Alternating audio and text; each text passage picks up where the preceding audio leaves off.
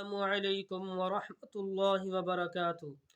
मेरे मोहतरम भाइयों दोस्तों, आज मैंने आपको औलाद की हयात और मुसीबत से नजात के लिए बेहतरीन कुरानी वजीफ़ा बताना है। बेहतरीन कुरानी वजीफ़ा कि औलाद की हयात और उसकी मुसीबत से नजात के लिए बेहतरीन कुरानी वजीफ़ा क्या है, बेहतरीन कुरानी वजीफ़ा क्या है।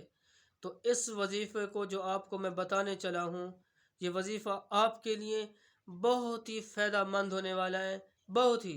तो इस वजीफ़े को आपने मुकम्मल देखना है। हाँ, तो अभी मैं आपको वजीफ़ा बताऊँगा कि वनज्जयनाहु व अहलहु मिनल करबिल अज़ीम, मिनल करबिल अज़ीम। ये सूरह साफ़ात है, आयत नंबर 76 है और पारा नंबर 23 है, 23 है।